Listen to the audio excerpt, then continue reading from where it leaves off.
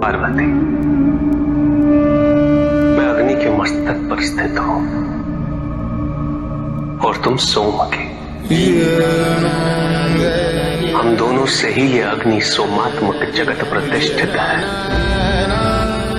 जगत के हित के लिए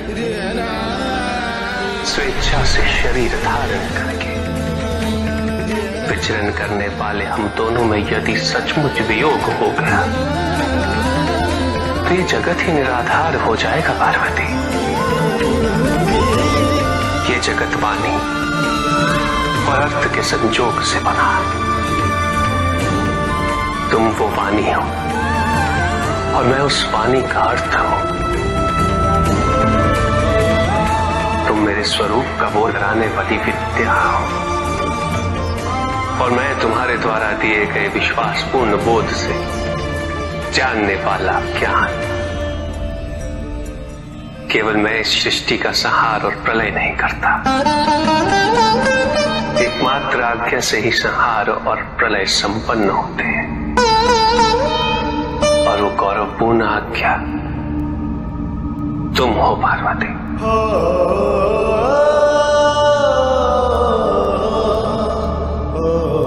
तो हम दोनों में खो देने की संभावना ही कहां है? और यदि खोया भी है तो हमने एक दूसरे को किसी और रूप में पाया है, किंतु उस रूप के मूल में तो केवल मैं हूं और तुम हो। स्वामी, सर्वोपरि प्रेम शिव शंकर, सर्वोत्तम प्रिय पार्वती, सर्वश्रेष्ठ पति परमेश्वर शिव, सदा सुहागन पार्वती। स्वामी, हमें बारंबार ये अनुभूति हुई है कि इस संबंध को बनाने में हमसे अधिक योगदान आपका रहा है। कभी क्षमा के रूप में,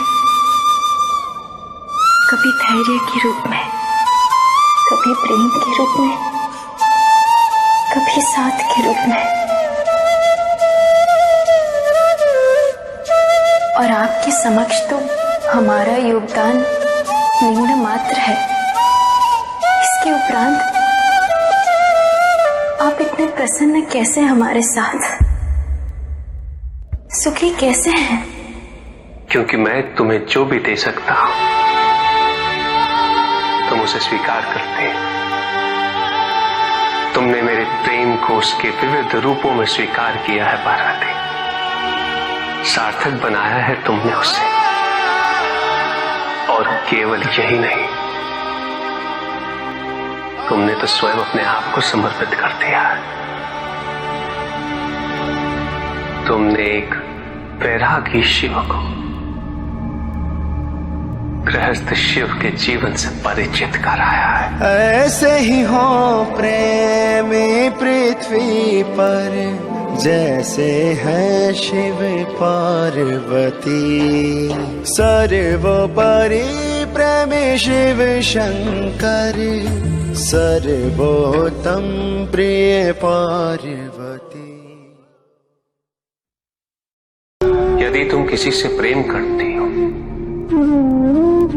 तो उससे उसकी स्वतंत्रता कैसे छीन सकती हो? प्रेम का पर्याय है विश्वास। यदि तुम व्यक्ति पर विश्वास करती तो तुम्हें उसकी स्वतंत्र इच्छा पर भी विश्वास करना चाहिए।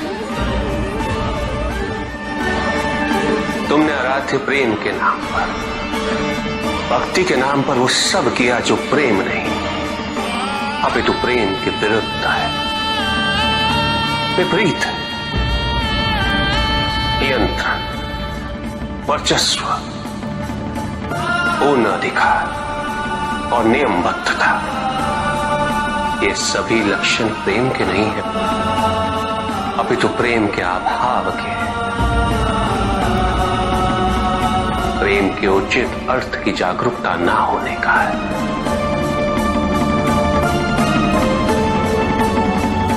कि जहां प्रेम होता है वहां कुछ आवश्यक ही नहीं होता।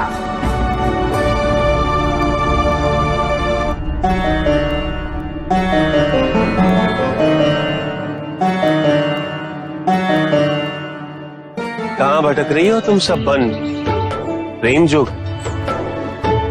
किसे ढूंढ रहा है भ्रमित होके ये चंचल मन? सुनो छबीले, तुम भटक गए हो, राह यहाँ से जाओ। नैनों के ये बाण यूं ही व्यर्थ ना चलाओ। गिरता है जब प्रेम के ऊपर कहीं कोई भी आवरण, आता हूं मैं उसे हटाने, सिखाने प्रेम का व्याकरण।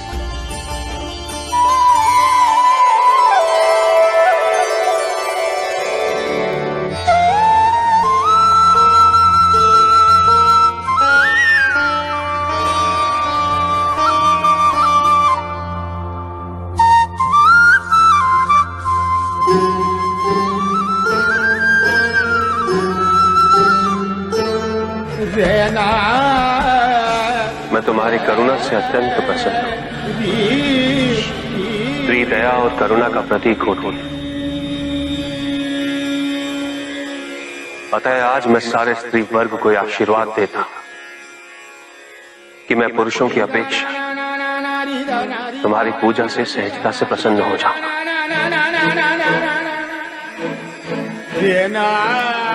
मैं ये वरदान देता हूं कि कोई भी स्त्री 16 सोमवार मेरी पूजा पूरी श्रद्धा और सच्चे मन से करे,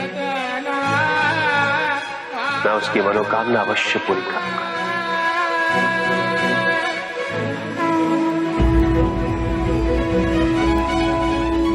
और पुरुषों को ये पूजा अपने तप और कठिन परिश्रम से पूरी करनी होगी। पति का यह सर्वोच्च धर्म है कि वो अपनी पत्नी को समकक्ष समझे और उन्हें सम्मान्य आदर और प्रेम प्रदान करे। वचन के बिना संबंध में स्पष्टता नहीं आती। संबंध की मर्यादा हम दोनों को भली भांति ज्ञात होनी चाहिए। इसलिए वचन आवश्यक है, नियम आवश्यक है। तो कहिए, हम प्रत्येक कार्य में साथ होंगे। परिस्थिति चाहे जो भी हो, हम में एकता होगी। हम एक दूसरे का सम्मान करेंगे। आप मेरे कुटुंब की रक्षा करेंगे। आप अपना दायित्व कभी नहीं भूलेंगे। आप मुझसे कुछ भी गोपनीय नहीं रखेंगे। आप मेरी हर बात पर विश्वास करेंगे, कभी संदेह नहीं करेंगे, सदैव मुझसे सत्य कहेंगे। आप केवल मेरे बनकर रहेंगे, मेरे साथ।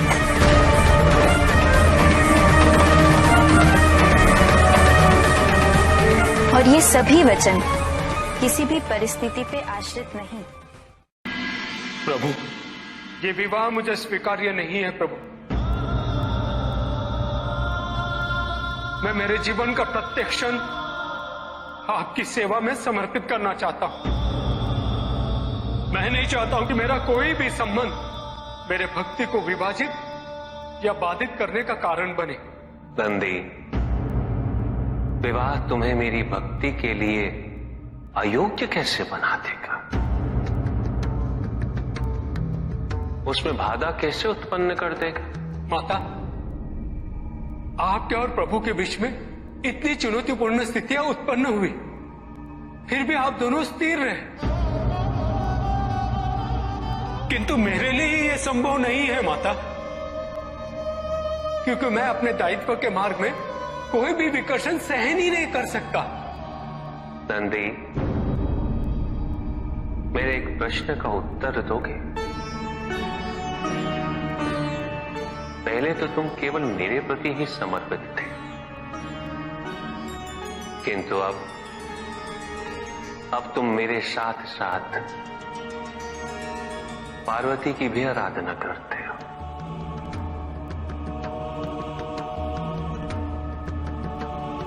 क्यों? प्रभु, माता आपकी अर्धांगिनी है, आपकी पूरक, जिस प्रकार आप उनके पूरक हैं। आप माता के कारण आनंदित रहते हैं, उनकी उपस्थिति आपको प्रसन्नता देती है। अन्यथा आपको इतना हर्षित उनसे पहले मैंने कभी नहीं देखा है। फिर कुमार कार्तिकेय का जन्म, अशोक सुंदरी का जन्म, और फिर हमारे गणेश का जन्म। प्रभु, इस प्रकार मैंने कैलाश को पूर्ण होते हुए देखा है, और ये सब माता के कारण ही हुआ है। प्रभु, जिस कैलाश में आप वास करते थे, उसे माता ने निवास बना दिया, इस कैलाश को संपूर्ण कर दिया।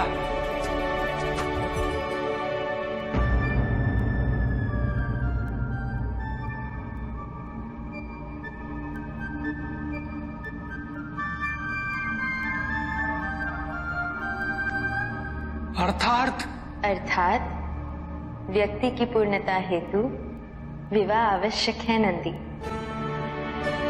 जैसे स्वामी और हम एक दूसरे के पूरक हैं, उसी प्रकार तुम्हारी अर्धांगिनी और तुम एक दूसरे के पूरक बनोगे। विवाहित जीवन की अनुभूति, परिवार का सुख, उसके सुख और उसकी सुरक्षा के लिए संघर्ष, ये सभी अनुभूतियां एक व्यक्ति के विकास के लिए अनिवार्य है नंदी। किंतु प्रभु, मेरी स्वतंत्रता। स्वतंत्र तो वो नहीं है नंदी जो विवाह के विचार से भयभीत होते हैं या संकोच करते हैं,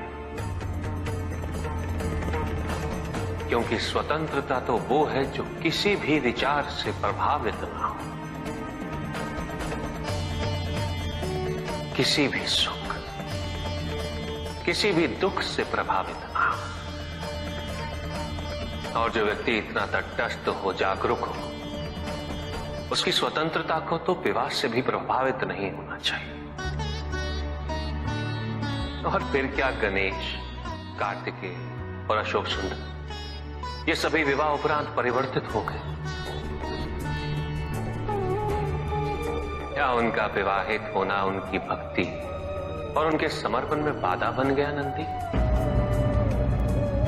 उनकी स्वतंत्रता में बाधा बन गया?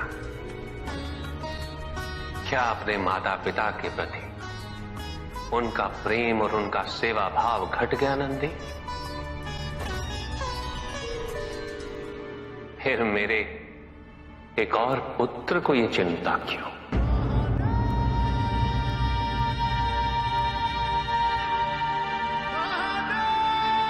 ये भय क्यों नंदी?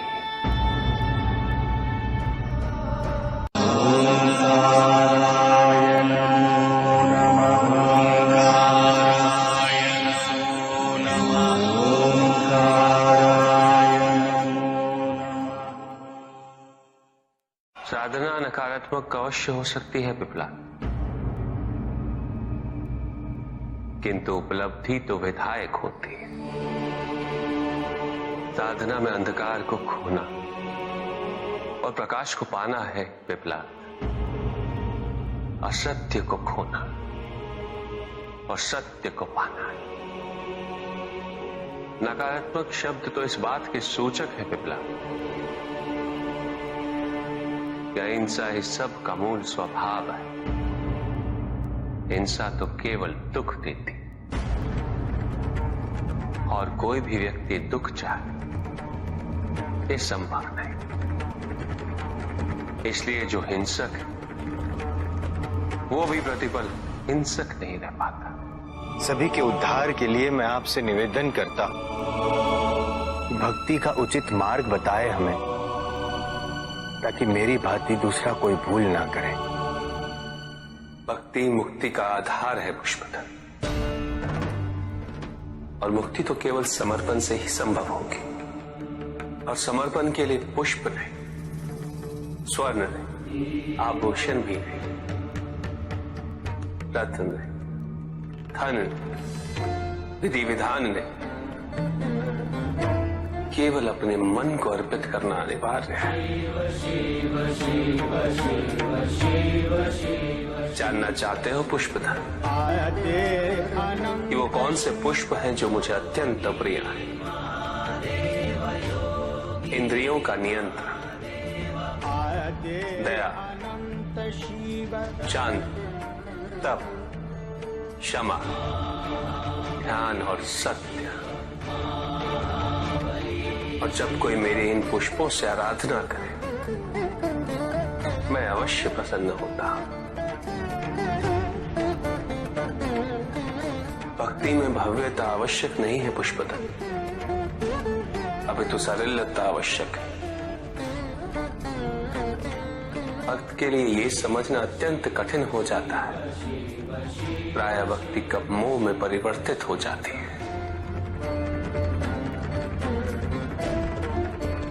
और ऐसे में पथ भ्रमित होना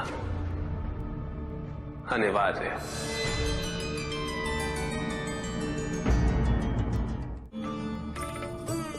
इस संसार में, समाज में व्यक्ति का पद जितना ऊंचा हो, उसके कर्मों के परिणाम उसके पद के अनुपात में ही संसार को प्रभावित करते हैं।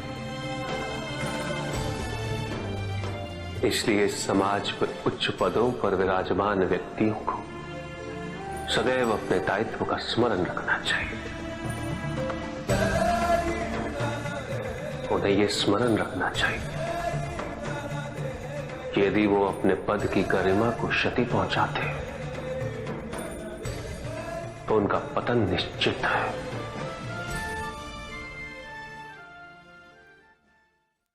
एक संबंध की सफलता वो है जब शब्दों की आवश्यकता ही समाप्त हो जाए,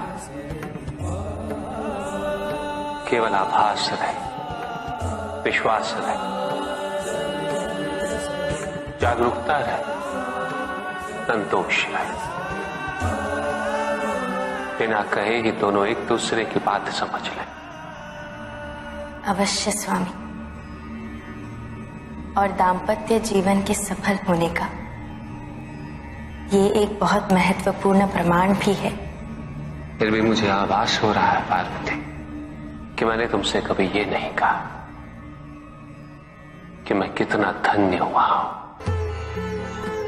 तुम्हें पाकर। मैंने कभी तुम्हारे प्रति आभार व्यक्त नहीं किया स्पष्ट शब्दों में। ये आप क्या कह रहे हैं स्वामी? वही जिसका आभास मुझे प्रतिदिन रहा है, किंतु मेरे शब्दों में यह भाव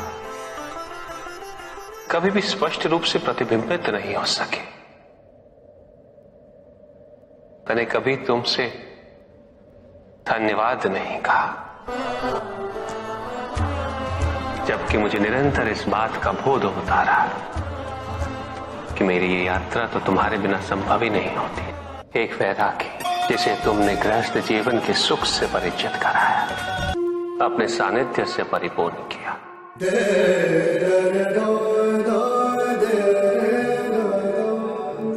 संतान का सुख दिया, पिता बनने का सुख दिया। यदि मैं पिता न बनता तो पितामह बनने का सुख कैसे प्राप्त होता? पार्वती, तुम्हारे आगमन से केवल मुझे ही नहीं, समस्त संसार को, कैलाश को एक नया अर्थ मिला है।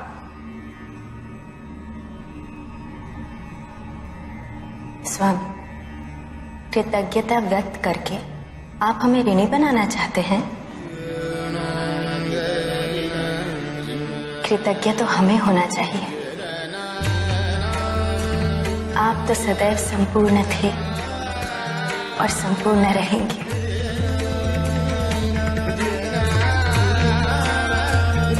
इसके पश्चात आपने हमें हर रूप में स्वीकार किया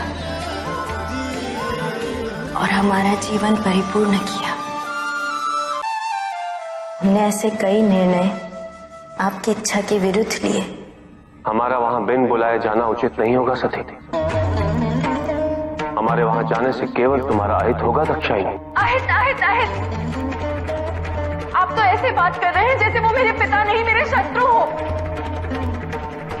ठीक है, आपको यदि मेरे साथ नहीं आना है तो मैं आपके बिना ही चली जाऊं। नहीं सती, मैं कदापि तुम्हें अकेले नहीं जाने दूंगा। आपको मेरी सौगंध, आप मुझे रोकेंगे नहीं। यदि वहां जाने से मेरा अहित होगा तो आप मेरा अहित होने के बाद आइएगा। आपको मेरी सौगंध है महादेव। सती, आप रुष्ट भी हुए, किंतु कभी भी आपने स्वयं को हमसे न पृथक किया और न होने दिया। तुमसे पृथक होकर अपने आप को दंडित करने की मेरी कोई इच्छा नहीं थी पार्वती। नहीं स्वामी, हमें आभास है हमने आपको बहुत दुख दिए हैं, और जब आभार व्यक्त करने की बात हो सकती है तो क्षमा की क्यों नहीं। रुक जाओ, महत्वपूर्ण ये वृक्ष है, इन्हें काटना बंद करो। ये वृक्ष हमें छांव देते हैं, फल देते हैं। वृक्षों के बिना इस पृथ्वी की कल्पना संभव नहीं। इनका संरक्षण किया जाना चाहिए, हनन नहीं। हम सभी को इनका संरक्षक बनना होगा।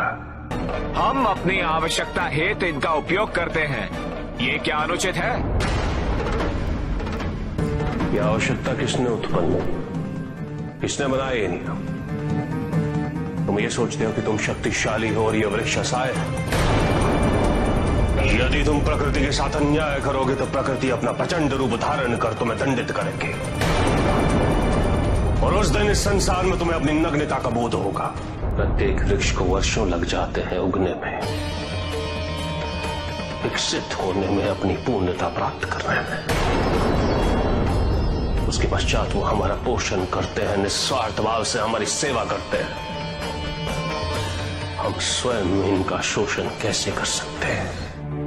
तुम अपने आप को मनुष्य कहते हो। मनुष्य तो विचारवान होते हैं, संवेदनशील होते हैं। जो अपने स्वार्थ हेतु वनस्पति और जीव जंतुओं का शोषण करे, वो कैसा मनुष्य? जो तुम कर रहे हो वो प्रकृति पर अत्याचार है, और अत्याचारी सदैव अत्याचारी ही होता है। अपनी प्राकृतिक संपदा की रक्षा करना प्रत्येक मनुष्य का उत्तरदायित्व है। यदि ये वृक्ष विरोध नहीं करते हैं, उलाना नहीं देते, तो तुम सबने ये समझ लिया कि इन्हें कष्ट नहीं होता। यदि इन वृक्षों को काटने पर रक्त नहीं निकलता, तो तुम सबने ये समझ लिया कि इन्हें पीड़ा नहीं होती। किंतु क्या कभी तुम सबने ये सोचा कि एक वृक्ष काटकर तुम प्रकृति से उसकी संतान छीन लेते? एक वृक्ष को काटकर तुम न जाने कितने ही पक्षियों से, पशुओं से उनका आश्रय छीन लेते। भूल हर माता पिता से होती है और सदैव होती रहेगी, क्योंकि कोई एक मार्ग निर्धारित कहां है। प्रत्येक संतान भिन्न होती है, प्रत्येक माता पिता भिन्न होते हैं। उनके अनुभव भिन्न होते हैं।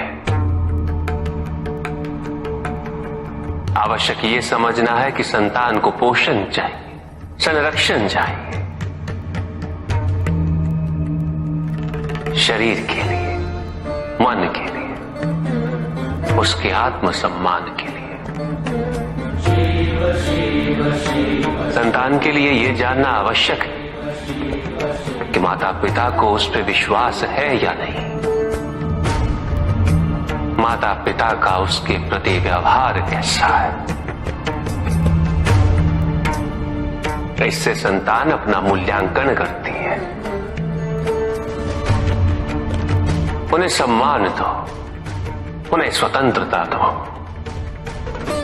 उन पे विश्वास करो। अच्छे आहार, अच्छे विचार, अच्छे संस्कारों से उनका पोषण करो। फलने दो उन्हें, विकसित होने दो और उनके मंगल की कामना करो। संतान की जिज्ञासा को धैर्य के साथ, सही तर्क और उत्तर के साथ संबोधित करना अति आवश्यक है। यदि माता पिता ही उत्तर ना देकर क्रोधित होंगे तो संतान की जिज्ञासा संभवतः उन्हें ऐसी दिशा में ले जा सकती है जो उचित ना हो। जन्म देना ही माता पिता का एकमात्र कर्तव्य नहीं होता। उन्हें अपनी संतान के व्यक्तित्व का सुधार भी करना होता है। सदैव माता पिता पर आश्रित रहने से संतान की उन्नति संभव नहीं होती। उसे अपना मार्ग, अपना उद्देश्य स्वयं ढूंढना होता है। और माता पिता द्वारा अपनी संतान को अपना लक्ष्य प्राप्त करने से रोकना यह अनुचित है। दंड वही जो अपराधी की आपराधिक प्रवृत्ति को परिवर्तित कर उसे न्याय और धर्म का पालन करने वाला व्यक्ति बना दे। भाग्य तो स्वयं कर्मों से ही निर्धारित होता है।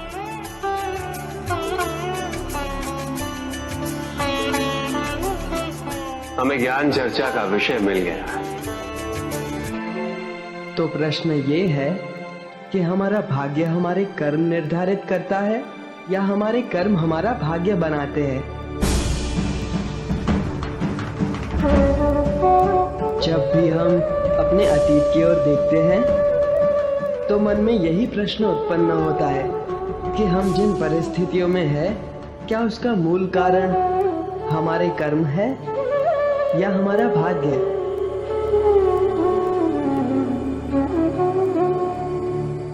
किंतु कर्म और भाग्य एक दूसरे से पृथक नहीं है, बल्कि एक दूसरे के पूरक है।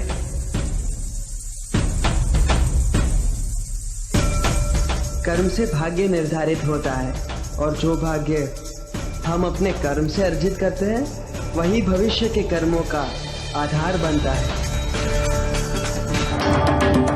इस समय ये पंख इस सभागृह के वायु पे आश्रित है। आप सभी की श्वास इसकी दिशा परिवर्तित कर सकती है। इसकी अपनी इच्छा कुछ भी नहीं, ना ही इसमें अपनी दिशा स्वयं निर्धारित करने की क्षमता है।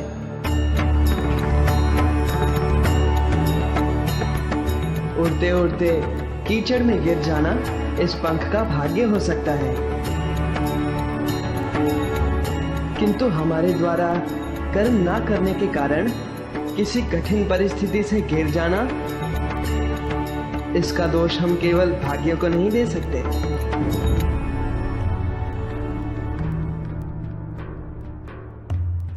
क्योंकि हमें अपने विवेक से कर्म करने की क्षमता प्राप्त है।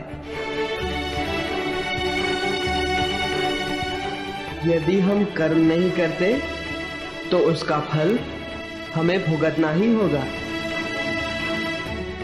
भाग्य प्रबल हो तो वो हमारे कर्मों को प्रभावित करता है, किंतु ये भी सत्य है कि कर्मों की प्रबलता हमारे भाग्यों को परिवर्तित करने में सक्षम होती है। किस मार्ग का चयन करना है ये केवल हम पे निर्भर करता है। किंतु कर्म और भाग्य में कौन अधिक महत्वपूर्ण है? कर्म क्योंकि कर्म ही सौभाग्य को दुर्भाग्य बना सकता है और दुर्भाग्य को सौभाग्य में कर्म ही परिवर्तित कर सकता है। किंतु कर्म से मेरा तात्पर्य कर्म की पूर्णता है।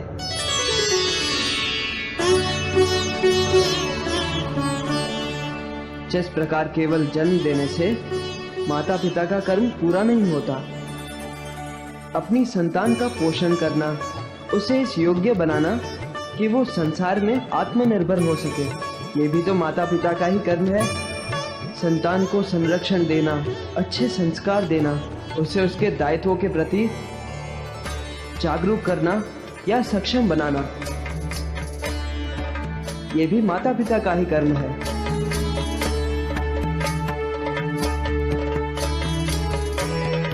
कर्म को मात्र एक औपचारिकता नहीं बल्कि धर्म समझ के उसका निर्वाह करना,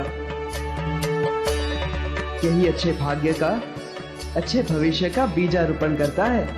श्री गणेश की श्री गणेश की। तुमने कहा कि कर्म और भाग्य के मार्ग का चयन करना हम पे निर्भर करता है।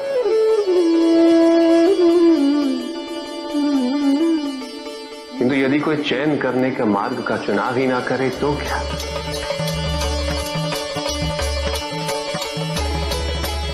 यदि इस पंख के लिए इसका महत्व ही ना हो कि वो कीचड़ में गिरा या किसी के शीर्ष पे अलंकृत हुआ। कर्म और भविष्य के मार्ग से पृथक होकर एक मार्ग और होता है,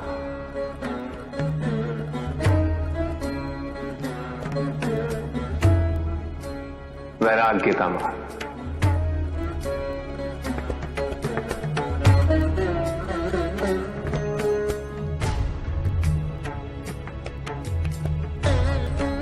संसार अनेक युगों तक कर्म और भाग्य की प्रबलता पर विमर्श करता रहेगा और ऐसे विमर्श समाज की उन्नति में सदैव सहायक सिद्ध होंगे।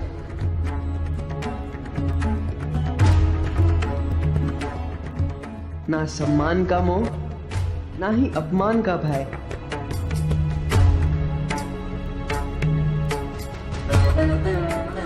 अर्थात एक ऐसी दशा जिसका होना ना होना किसी भी परिभाषा के परे है।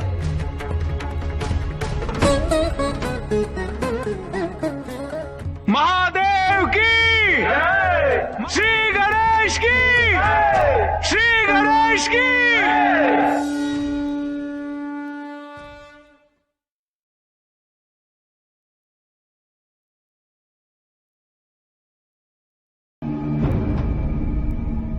तो आप सबकी मंशा मेरे भोजन में परिवर्तन लाने की है। जी हाँ प्रभु, और इसका हमारे समक्ष ठोस कारण भी है प्रभु। विवाह उपरांत आपका जीवन सभ्य समाज की संगति में व्यतीत होने वाला है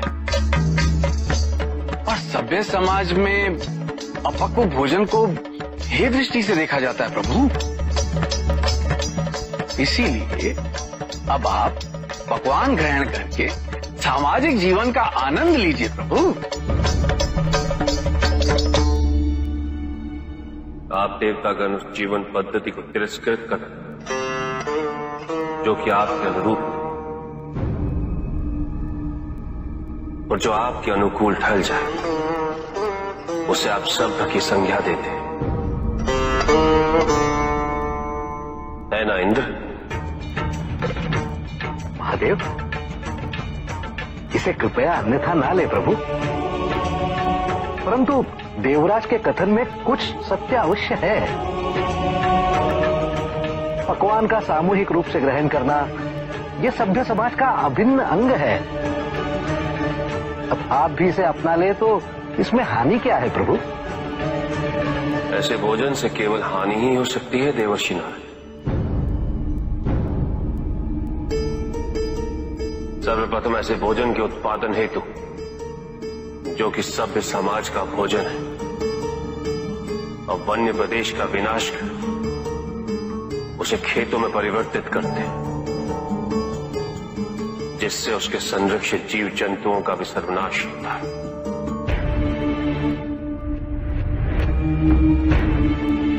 हम अपने शरीर का पोषण करने हेतु जीव जंतुओं की हत्या करते हैं, खेतों को सिंचित करने हेतु नदियों के प्राकृतिक बहाव को कृत्रिम साधनों से रोक देते हैं। इससे विपदा और अकाल की स्थिति उत्पन्न होने की आशंका सदैव बनी रहती है। जल जीवन का भी सर्वनाश होता है। तत्पश्चात उस अन्न को पकाने हेतु हम वृक्षों को काटकर ईंधन की आवश्यकता पूरी करते हैं।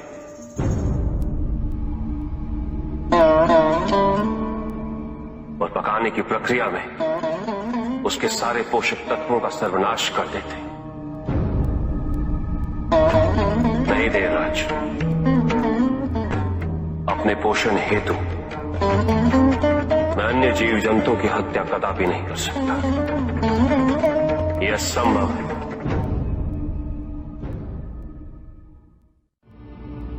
वो व्यापारी जिसके पास इस संसार में जीवन निर्वाह हेतु सब कुछ था,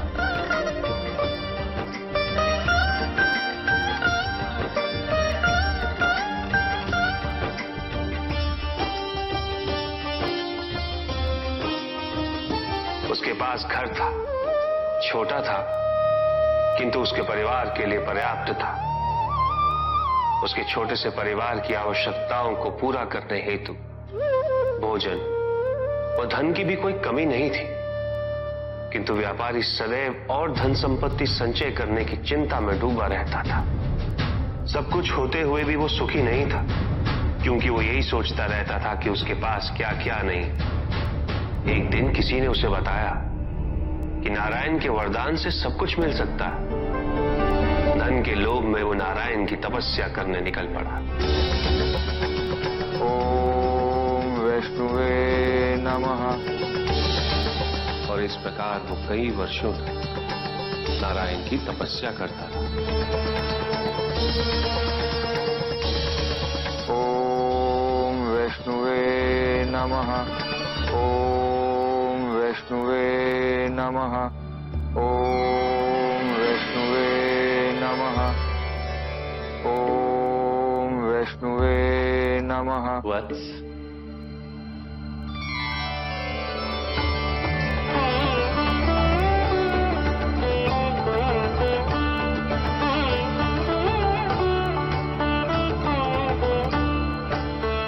प्रणाम प्रभु।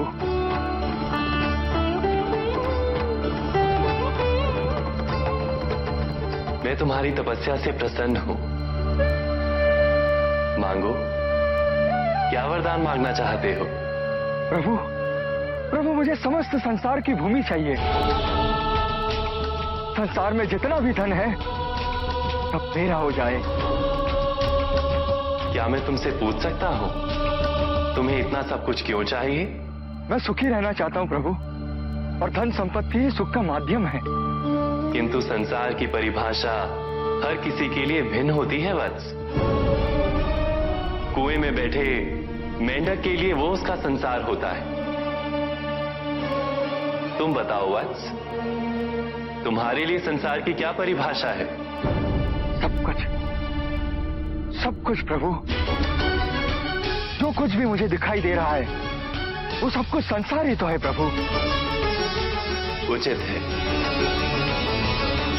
मैं तुम्हें वरदान देता हूं कि जितना भी संसार तुम अपने नेत्रों से स्वयं देख सको वो तुम्हारा होगा, किंतु जो तुम नहीं देखोगे वो तुम्हारा नहीं होगा। अब इस संसार का सबसे धनी व्यक्ति मैं बन जाऊंगा प्रभु, और सबसे सुखी भी।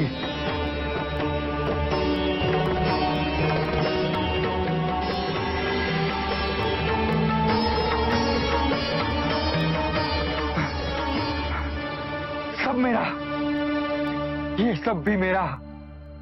उसने सोचा यदि वो दौड़ के समस्त संसार को देख ले तो वरदान अनुसार सब उसका हो जाए। यहां से वहां, वहां से यहां वो चारों दिशाओं में भागने लगा।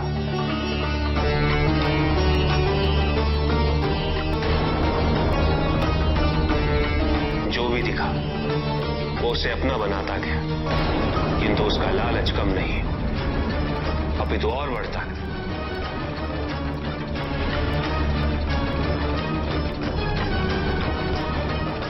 निरंतर भागते रहने के कारण शीघ्र उसका शरीर उसका साथ देने में असमर्थ हो गया।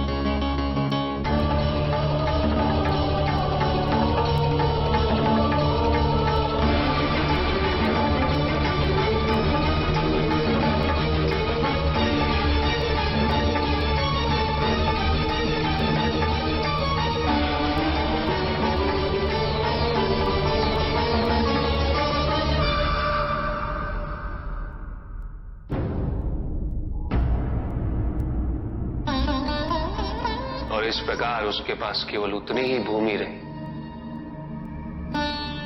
जिस पे उसका मृत शरीर पड़ा हुआ था।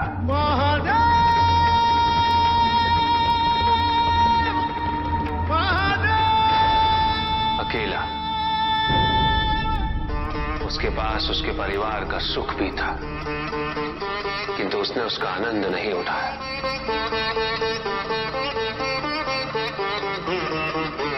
इसलिए सुखी जीवन हेतु धन की प्रचुरता नहीं,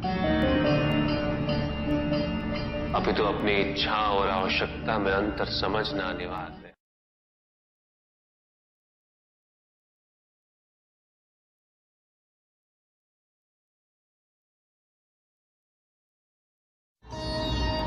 किंतु पिताजी, कुछ व्यक्ति अहिंसा का व्रत कर रहे हैं, किंतु अधिकांश व्यक्ति तो अस्त्र शस्त्रों से सुसज्जित होकर घूम रहे हैं। शरीर की रक्षा के लिए बड़े दुर्ग बनाए जा रहे हैं, कवच बनाए जा रहे हैं, क्योंकि उन्होंने स्वयं योग और शुभता के कवच का त्याग कर दिया है पुत्र। क्योंकि अब शुभता उनके लिए जीवन को जीने का आधार नहीं रह गई, क्योंकि योग तो अब केवल उनके लिए कठिन सी साधना है। जो व्यक्ति, जो समाज योग से और साधना से जितना विमुख होगा, वो समाज आत्मरक्षा के लिए कवच, दुर्ग और अस्त्रों और शस्त्रों के निर्माण हेतु सदैव विवश होगा। व्यक्ति के अंतर मन से शुभता जितनी ही क्षीण होती जाएगी, योग की अग्नि जितनी कम होती जाएगी, उसके जीवन में अंधकार की अग्नि भी उतनी ही प्रचंड होती जाएगी। समाज में ऐसे अभिमानी और अहंकारी व्यक्तियों की संख्या सदैव बढ़ती रहेगी पुत्र। समाज में उतनी ही तीव्रता से युद्ध और अस्त्रों के अनुनाद की दिशा में अग्रसर होगा। किंतु पिताजी, जो समाज योग शुभता से विमुख होता जा रहा है, उन्हें कैसे लौटाया जाए? प्रयत्न चाहे एकमात्र किसी के भी धरातल पे चले,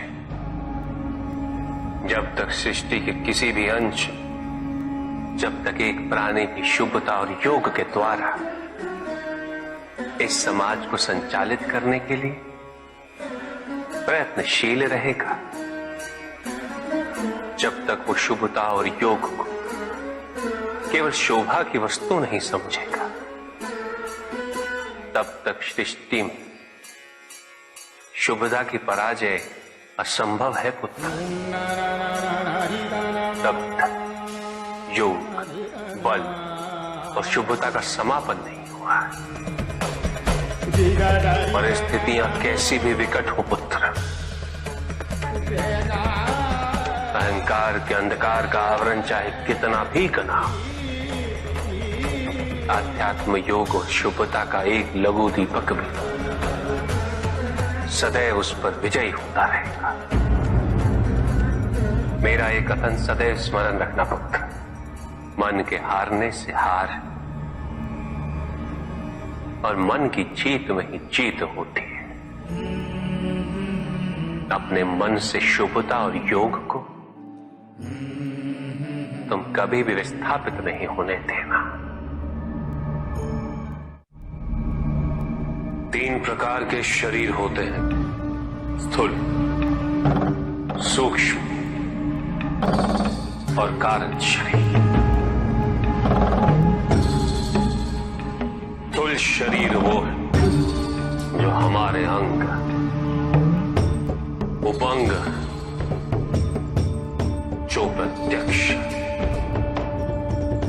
जिसे स्पर्श किया जा सकता है, और सूक्ष्म शरीर अप्रत्यक्ष है, जिसे आत्मा कहते हैं, जिसे स्पर्श नहीं किया जा सकता,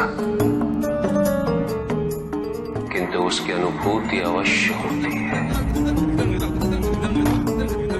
मृत्यु में स्थूल शरीर का अंत होता है, किंतु आत्मा का नहीं होता, और आत्मा के चारों ओर एक शरीर और होता है, जो चेतन, अवचेतन और अचेतन मन का अवशेष होता है। अतृप्त इच्छाओं का और वासनाओं का कोश होता है, और यही तीसरे प्रकार का कारण निमित्त बनता है अगले जन्म का।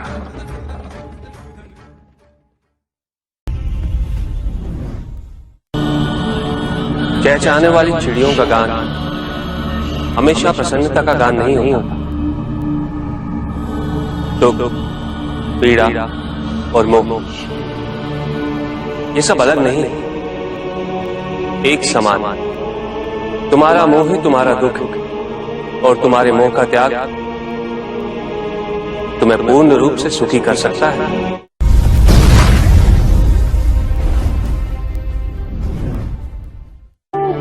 पूजित का साक्षात सामने होना मन को भटकने नहीं देता,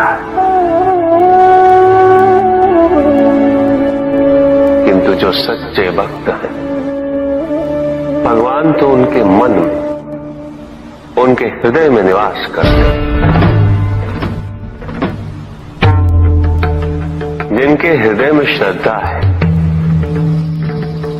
उनके लिए पूजा करने हेतु अपने आराध्य का साक्षात सामने होना अनिवार्य नहीं।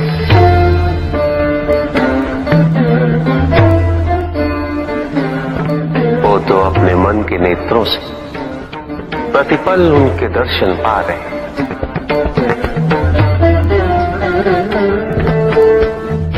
उनकी प्रत्येक अनुभूति में भगवान है।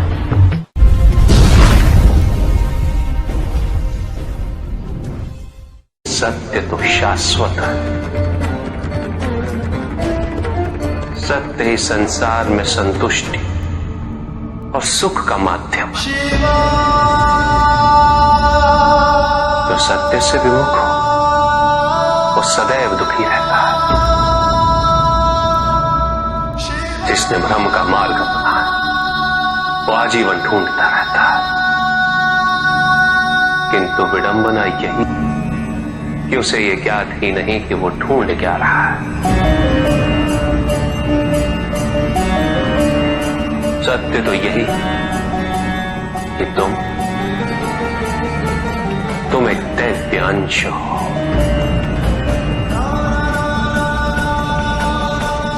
जन्मोपरांत तुम सबने अपने आप को केवल मनुष्य मान लिया,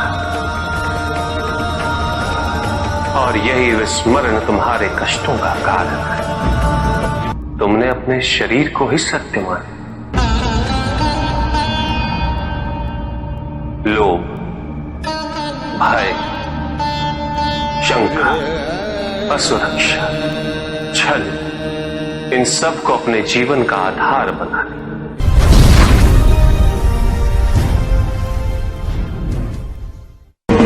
महाशिवरात्रि का व्रत विशेष फलों को प्रदान करने वाला है।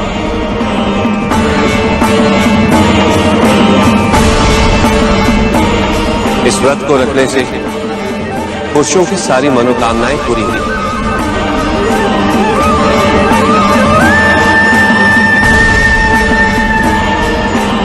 सुहागन स्त्रियों का सुहाग हमेशा बना रहेगा और तुम्हारी लड़कियों को मनचाहा वर मिलेगा।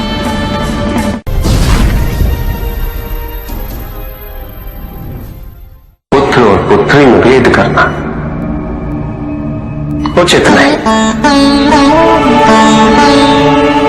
किंतु तब भी कुछ व्यक्ति ऐसी मूर्खता कर बैठते क्योंकि वो कन्या की महिमा से अपरिचित है, क्योंकि वो ये समझ ही नहीं पाते कि कन्या का सम्मान करना प्रत्येक व्यक्ति का धर्म है, क्योंकि कन्या जीवनदायिनी है, वो जननी है और जननी तो केवल सत्कार के योग्य होती है, उपेक्षा की नहीं, उसका तिरस्कार नहीं किया जाता। एक कन्या विवाह के पश्चात दो कुलों को जोड़ती है। परिवार की स्थापना है तो एक कन्या की भूमिका पुरुष से कहीं अधिक महत्वपूर्ण होती है। और जब परिवार से परिवार जुड़ते हैं तो समाज की स्थापना होती है।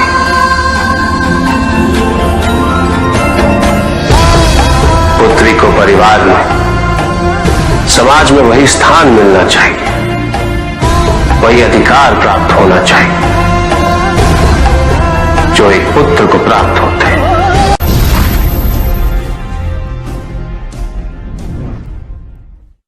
प्रेम क्या है बताइए महादेव, कृपया बताएं कि प्रेम का रहस्य क्या है? क्या है इसका वास्तविक स्वरूप? क्या है इसका भविष्य? प्रेम क्या है ये तुम पूछ रही हो पार्वती? प्रेम का रहस्य क्या है? प्रेम का स्वरूप क्या है? तुमने ही प्रेम के अनेकों रूप उजागर किए हैं पार्वती। तुमसे ही प्रेम की विभिन्न अनुभूतियां हुई।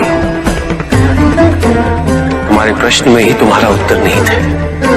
क्या इन विभिन्न अनुभूतियों की अभिव्यक्ति संभव है?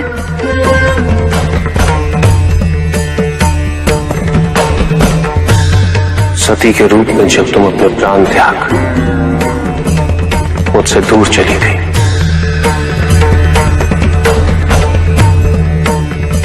मेरा जीवन, मेरा संसार, मेरा दायित्व सब निरर्थक और निराधार हो गया। मेरे नेत्रों से अश्रुओं की धाराएं बहने लगी। अपने से दूर कर तुमने मुझे मुझसे भी दूर कर दिया पार्वती।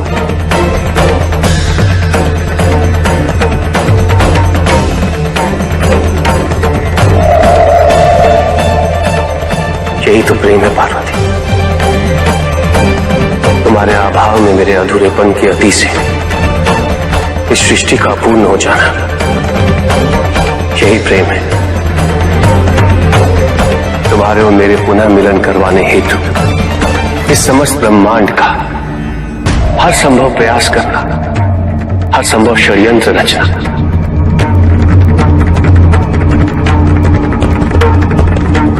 इसका कारण हमारा असीम प्रेमी तो है, तुम्हारा पार्वती के रूप में पुनः जन्म लेकर मेरे एकाकीपन और मुझे मेरे वैराग्य से बाहर निकलने के लिए विवश करना और मेरा विवश हो जाना, ये प्रेमी तो है।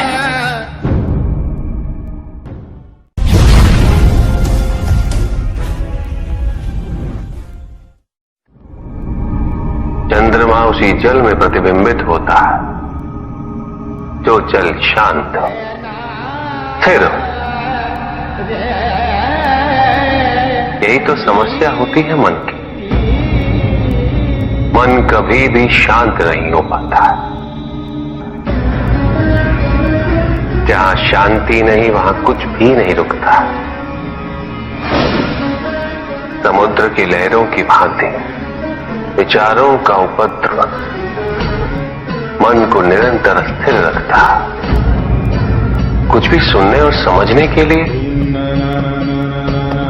मन का मौन रहना आवश्यक है, किंतु मन मौन रहना नहीं जानता। वो तो निरंतर कुछ ना कुछ कहता रहता। प्रतिपल शब्दों का आक्रमण चलता रहता है मन पर,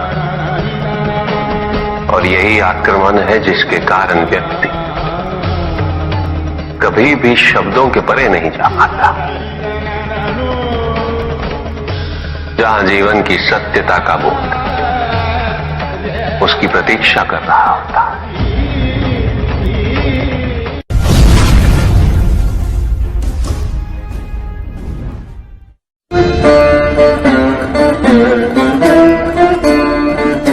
मैं वो हूं जो नहीं है,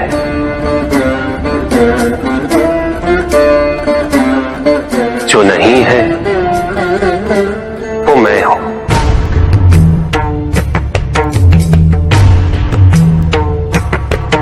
चिरकाल तक सभी को यह स्मरण रहे,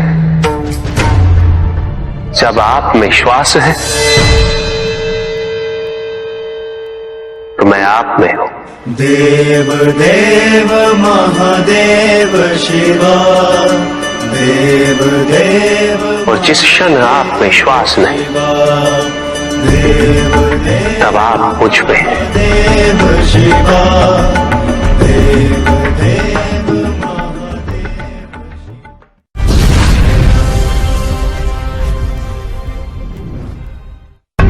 सत्य को जानने के लिए वन में जाना अनिवार्य नहीं है। अपने निजी, पारिवारिक और सामाजिक दायित्वों का परित्याग भी आवश्यक नहीं है। सत्य तो सदैव हमारे साथ है, हमारे सामने है, किंतु हम स्वयं धीरे धीरे उस पर अपने क्रोध, अपने अहम, भय, विचार और महत्वाकांक्षाओं जैसे कई आवरण चढ़ा देते हैं। सत्य हमसे नहीं, हम स्वयं सत्य से दूर हो जाते हैं।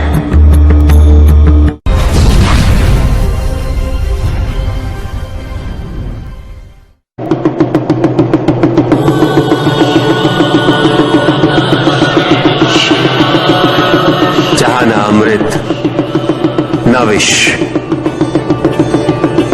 न सुख, न दुख,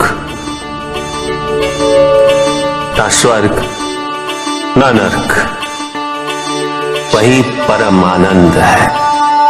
उसी परम आनंद तक की यात्रा है तुम्हारी। ये यात्रा आनंद के सानिध्य की है, ये यात्रा सानिध्य के आनंद की है। और इस यात्रा में मैं प्रतिपल तुम्हारे साथ हूं। मुझे ढूंढो मत, केवल पहचानो, तुम ही मैं हूं, मैं ही तुम। हर आरंभ का मैं ही अंत हूं, और हर अंत सदैव मेरा ही आरंभ होगा।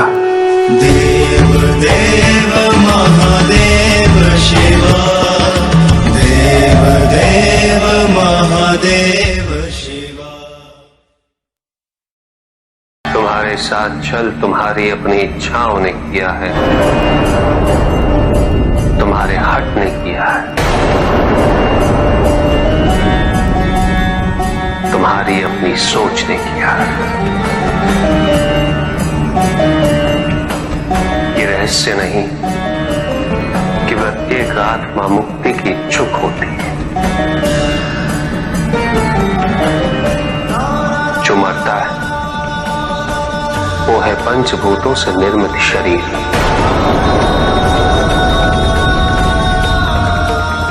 किंतु आत्मा तो अजर है, अमर है।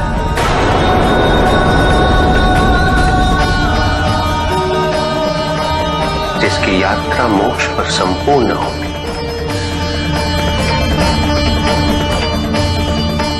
जहां सांसारिक बंधनों से व्यक्ति मुक्त हो जाता है।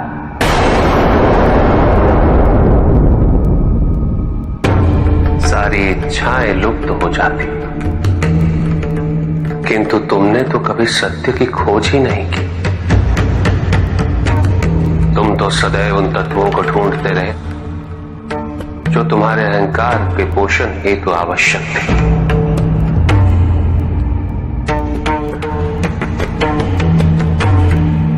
किंतु सत्य तो यही है कि ना कोई तुम्हारा है और ना तुम किसी के। जो है वो परमात्मा का है और जो नहीं है वो भी परमात्मा का ही है। इस शरीर में तुम इस सत्य से अनभिज्ञ हो, किंतु इस शरीर के पूर्व तुम्हें इस सत्य का बोध था और इस शरीर के पश्चात भी रहेगा। प्रश्न ये है कि क्या तुम इस सत्य को अभी स्वीकार करना चाहते हो? यदि करते हो तो परिवर्तन का मार्ग स्वतः प्रदर्शित हो जाएगा। आजीवन तुम प्रत्यक्ष को ही सत्य मानते रहे, परोक्ष सदैव महत्वहीन रहा। तुम्हारे पास यही अवसर है उस भूल को सुधारने का। भक्ति हेतु यदि कुछ अनिवार्य है तो केवल भक्ति ही।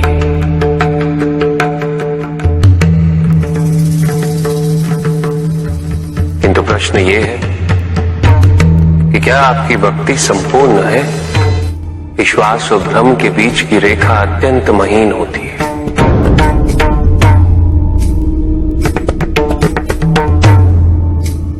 असंख्य व्यक्ति ये नहीं समझ पाता कि उनका विश्वास विश्वास है या भ्रम।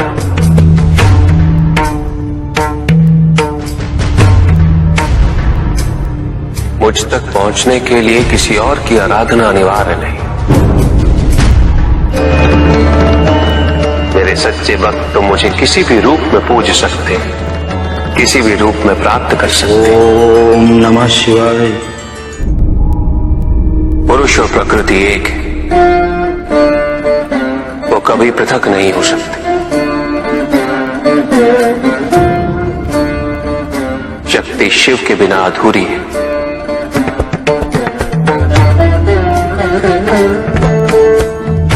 और शिव तो शक्ति के बिना शव के समान है। शिव शक्ति पुरुष प्रकृति का संतुलन सदैव अनर्थकारी सिद्ध होगा। शरीर में यदि स्त्री तत्वों की ऊर्जा नहीं तो शरीर निर्जीव है।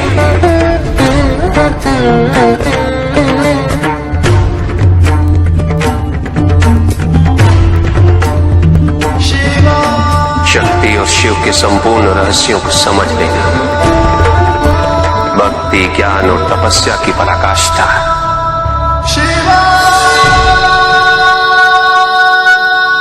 जब ज्ञान के लिए शब्द पर्याप्त बना, उदाहरण प्रस्तुत करना अनिवार्य हो जाता है। केवल आपके लिए ही नहीं, अपितु आपके माध्यम से समस्त संसार को शिव और शक्ति की संयुक्ता से पुनः अवगत कराना इस प्रसंग का उद्देश्य था, जो पूर्ण हुआ। महादेव महादेव।